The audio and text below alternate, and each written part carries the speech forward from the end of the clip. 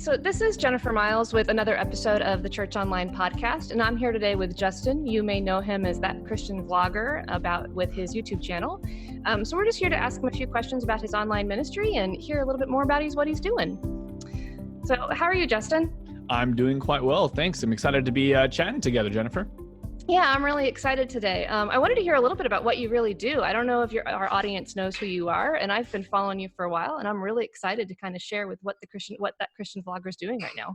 Awesome. Yeah. So I run a YouTube channel. It's definitely the primary thing that I do. And I'm actually branching out to a couple other different types of mediums, podcasting, things like that. But the long story short is that I make videos on life, faith, and the things that matter. And so my goal on the internet is help people who are investigating Christianity, perhaps, maybe are a little bit frustrated with the church and frustrated spiritually, perhaps. And if you still have an honest heart seeking and just wanting to investigate and live this thing out a little bit more, then my channel's kind of been one of those places for you to come.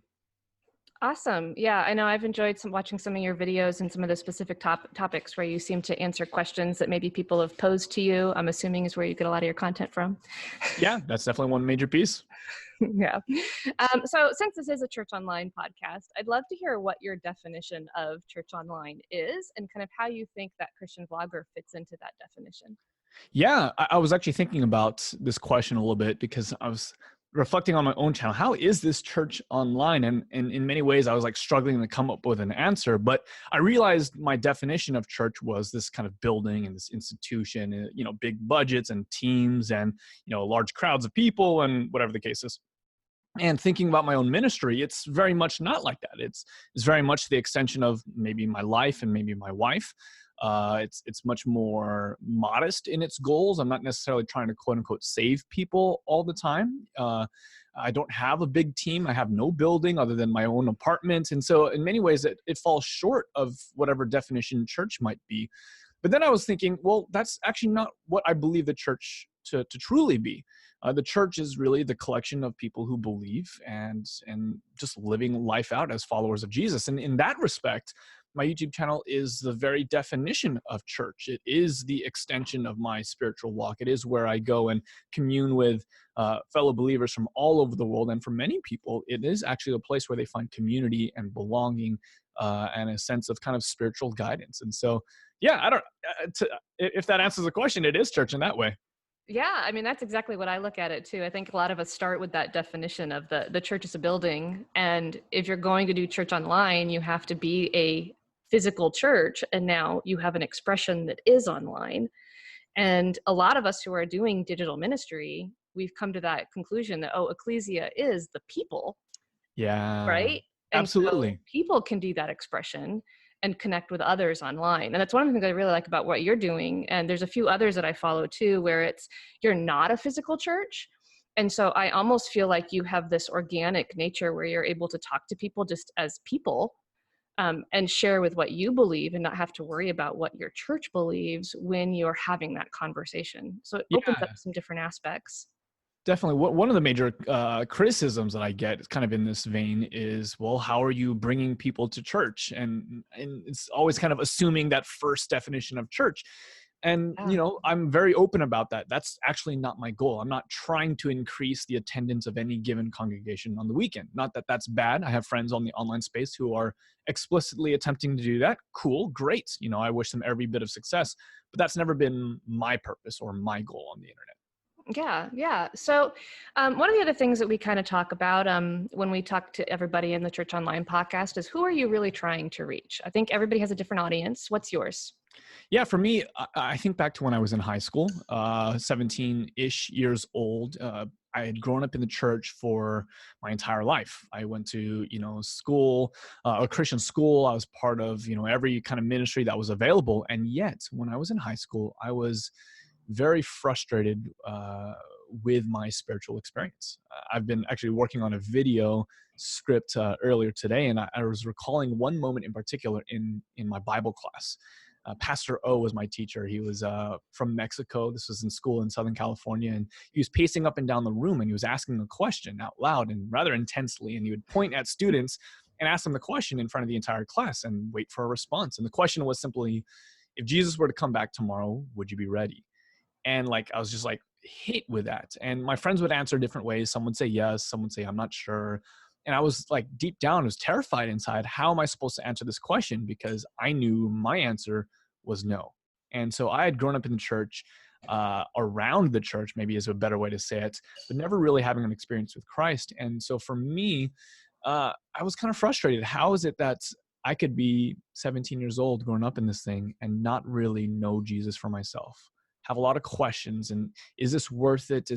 Should I stick around? It seems like church, at least my thought was, I'll wait till I'm a senior citizen, when I'm 65, 70, 80 years old.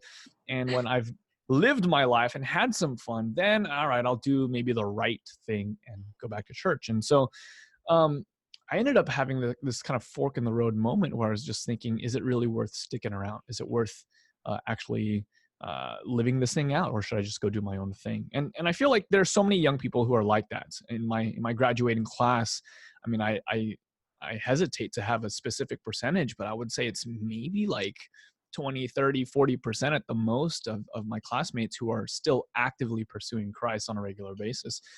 And, I think many of them have questions and frustrations and baggage that we've all had, growing up. And my channel is meant to be a place for those kinds of people. It's the kind of channel that I wish that I had when I was in high school. Luckily, I did run into some mentors early on who were able to help answer some of my questions and steer me the right way and really be there in a meaningful sense. And I just know that my life would be different without them. And so this channel is, in my humble attempt, to recreate that for people on the internet. I think that's great. I think there's so many of us that have walked away or felt like we should walk away. And I love that you're trying to keep those people connected and answer questions. So, and bring them back, if you will, too. So I think that's a great way to do it. And that you have that experience yourself to kind of lead them into that. So that's great. So some other kind of random questions we have for you. Not one that I gave you beforehand. So this is on the fly. So you do a bunch of different videos. What do you think have been like your 3 best videos and maybe like your 3 worst videos? Oh man, that's tough. So when I go speak at like colleges and universities or camps and stuff like that, you can tell how much the person has done like homework on the channel or not. Because if they haven't, they tend to just go to the page and find the most viewed videos. And those are usually actually the ones I'm the most kind of like a cringe at, because they talk about things that I don't like. Honestly, I'm not really that excited about. Things like, should Christians kiss before marriage, which was a question I received. So I made a video about it. And that's the one that has, a couple 100,000 views or something like that. It's like, man, that is not what I want my channel to be about. If that's a question, okay, cool. Like, let's dive deeper, because that's something that, young people are interested in. But that's not what I want to be known about. So anything that comes to like the kind of Christian dating advice, I kind of cringe a little bit. My favorite kinds of videos are probably the series that I'm actually working on right now. So I'm in the middle of launching this podcast called The Move, where a friend of mine and I, we are literally moving through entire books of the Bible 10 minutes at a time. So we did 65 plus pieces of content on the book of Romans, went from chapter 1 all the way to the very end, verse by verse. And it's been exciting for me in particular because it's causing me to go deeper, and it's something that's challenging me and growing my faith as well. And I think content is fun to create when there's that intersection of, yeah, you're providing something valuable for someone, you're serving them, and that's all good, but it's always best when it stems from like a real experience that you're having. Yeah. Yeah. Well, and I love, one of the reasons why I love watching you is especially some of the ones with your wife. And those are probably the ones you're like, oh, I hate when people watch those, but I think they're great. And of course they are the ones when come up first, but I love like some of the Bible study for beginner ones that you've been doing. And then, yeah, this new series that you have, it is great to kind of see, you've got a lot of different things going on.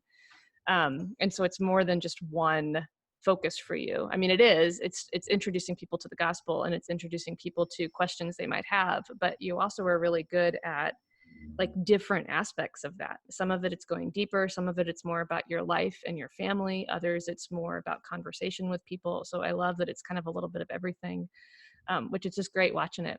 Okay. So it's very kind. So let's see, we did the best.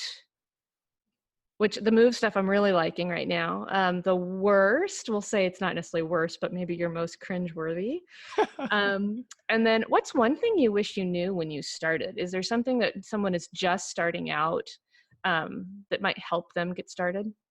Yeah, I think it's something that I know that initially I was really chasing a lot, and there, it kind of ebbs and flows as you've been doing this for a handful of years. But just chasing the quote unquote results, the number of views or subscriber, it's this thing that we always try and keep in a healthy tension. Hmm. Obviously, you don't want to be doing things that aren't reaching anybody, and so metrics matter as far as that's concerned. But there's this really weird place where you can start defining yourself by the quote unquote success of this or that, and it just gets really unhealthy. And so I think the thing that I keep coming back to for myself is, realize that you're doing this not to accomplish something per se, because everything that needs to be accomplished has been accomplished, right? And so get to serve from a place of abundance, not from a place of striving. Don't do this to validate your value or to make you feel better about yourself. And because when the numbers go up, then you feel better. But when the numbers go down, then you feel worse. And there's just this whole thing. So for me, it would be serve from the overflow, serve from abundance rather than from a desiring or lack. Oh, I love that. And it's so hard, especially when you're starting to kind of look at those numbers and go, oh, it's only like one or two. And it's just keep going. It is. It's this abundance of sharing the joy that you've got. Yeah, Yeah. absolutely. So what's one thing you would do differently? Because you've been doing this, it's been what, 5 years now? Not quite 5 years. I think it's somewhere in the range of four, just about Okay. four. Yeah.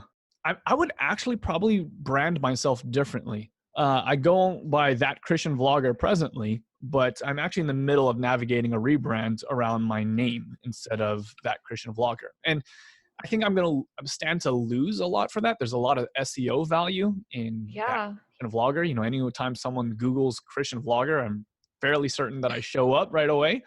But uh, I feel like it's positioned to me as some kind of representation of Christianity to the world at large, and I get that, but that's not quite what I'm trying to do. I want it to be much more an overflow and extension of my life. Um, the kinds of pieces of content I'm working on right now are conversations that I think that most church people wouldn't be super excited to have. And those have always been the ones that I've really enjoyed. I've done a lot of conversations on the LGBT community. I'm planning on doing some on like abortion and some other, like some things where I'm exploring conversations, but I'm actually exploring it with the other side, as opposed to just like this echo chamber. Let me interview the best Christian, leaders on Yeah. this subject so I can pat ourselves on the back and we can all just believe what we always have believed. So, for example, on the abortion subject, I'm going to go and interview a friend of mine who actually is a member of my local church.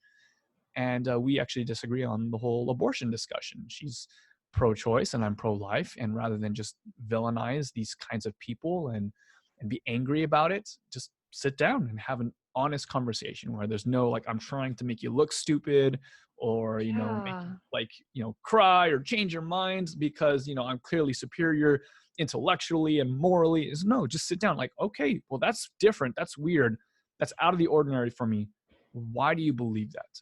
And like really just going to those conversations with an open heart, with no real agenda other than to hear, to understand, and to love that person. And I feel like, and I don't know that this is 100% true, but I feel like the church may not always be ready for those kinds of conversations, because at the end of the day, I think most of us want to be right.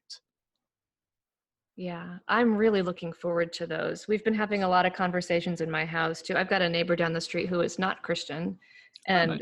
we have a lot of conversations, probably once a week, twice a week, kind of in the same vein. It's okay, what do you believe about this? Why do you believe it? And we just navigate we come at things from very different perspectives. And I feel like those are really healthy conversations. And the church Yeah. is missing out on those conversations right now because we do want to be right. I mean, we Yeah. believe we're right.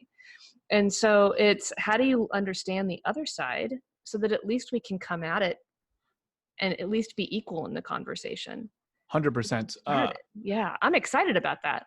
Yeah, me too. And what's cool is it's, at least initially, because this is a brand new initiative, it's causing me to go deeper in my in real life relationships, which Yeah. for me, church is not really an exclusively IRL experience or an exclusively digital one.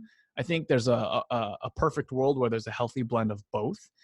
And beginning this new podcast is actually causing me to go deeper. So give you an example. The guy that I go to get my haircut from, his name's Chico. Chico was raised in a Catholic family up here in the Northwest, and his parents were abusive. They were alcoholics, and as such, you can imagine he ended up just leaving the church and said, "Oh, screw this! I'm not part of this. This just makes no sense Right. anymore." He ended up getting caught up with the wrong crowd of people, and lo and behold, he gets sent to jail for selling drugs to the feds, which apparently you don't want to do. It's not a good idea. Yeah. And while he's in jail, the gang that he's a part of is relatively new, and so he's like the first one out of his gang to go to that prison. And so, in an effort to protect him, they stick him in solitary confinement because he has no one to kind of help protect him and look out for him. And Wow. while he's in solitary confinement, he's depressed, and he's thinking suicidally or whatever the case is. And while he's in prison in the dark, he's says a prayer like, all right, whatever's out there, help me, something, just like this prayer of desperation. And in that moment, he has a vision, and it's a vision of Jesus. And of course, as a Catholic, he looks like the Catholic Jesus. He comes with the fingers in front of his face and doing the blessing thing. And this oh, sorry, let me back up. He's in the prison. He doesn't have a vision of Jesus. He just has this experience where this light fills him. I'm sorry, I gave away the punchline of the story, but here, I'll keep it going. And he just has this experience of peace and tranquility, and he just knows that everything's going to be okay. Gets out of prison, starts working again. He's still searching. He knows that the divine is out there. He doesn't know what that looks like or what that means, and he's pretty sure it's not Catholicism because of the whole experience that he had. So he's in Iquitos, Peru, which is a place that I've actually been to when I was in high school for a mission trip. And he's somewhere along the Amazon River, and he's surrounded by this fire doing this like meditative retreat thing. And they give him one of these drinks that's a hallucinogenic drink. Drink the drink. And it's then that he hallucinates and he has a vision of Jesus. But what's crazy is that same peace and that same visceral manifestation that he experienced in prison, like it's now happening as he sees Jesus sitting there across from him. And so now he's thinking, wow, this is amazing. This is crazy. Like, what is this? And that's where the story is now. Like, I would love to say, and now he's a Christian and he attends my local church and he's doing all these things. No. He's still searching. He's still looking for whatever it is that's out there. And so I've been intentional about going to him every single time I get a haircut to continue to deepen this relationship. It's the kind where I walk in, he sees me and he stops whatever he's doing. He comes over and he gives me a big hug and says, "Oh, I'm so glad to see you." Great. And we'll have these deep conversations as we're doing the haircut. And every time when I'm walking away, he says something to the effect of, "Justin, if you ever need anything, if you need help moving or whatever, just call me, let me know." We've gone out to eat and everything. And it's awesome to see this guy following what I believe earnestly is the Spirit's leading. He may not know it yet, but God has a plan for him. God's got a purpose on his life. Like he's doing a work in his heart, and it's so exciting. And so my goal with this podcast and this creating content like this is to help the church see that people that are out there who you might not ever notice or ever think twice about, the person you buy your coffee from, the person that you get your haircut from, the person that you whatever, like they have a story. God's doing something. And if we reach out, like, what would it be like if we joined God at work there? Yeah, that's great. I love that. So, and that's going to be probably a story that goes on for a while too. It's not one that just does. Oh yeah. Guess what? Oh, I It's got up this week. exactly. I got plenty more, and it's just, yeah, it's cool. And the fun part about like doing the whole church online thing is that, for years I worked in ministry, and when people ask me what I do for a living, it was always an awkward conversation. People in ministry know what this is like. Like you're on the plane. "Oh, so tell me about yourself. Where are you going? What are you doing?" And you get, Yeah. "Oh, I'm a pastor or I'm a minister or something like that." It's I'm an evangelist. It's always like, "Oh, okay, cool." And then like conversation is over. Right. But when you get to lead with saying things like, "Oh, I'm a YouTuber. Oh, I'm a podcaster," and things like that, like it creates conversations, and it's really been fun to follow that. Yeah, and you get to hear more about like what your heart behind it is versus just the title or the role. It's just opens up the conversation, I'm sure. Yes, and that's why I want to switch over to Justin Khoe as the platform rather than That Christian Vlogger. Because I run a YouTube channel. Oh, cool. What's the name? That Christian Vlogger. Oh, it's kind of a conversation killer.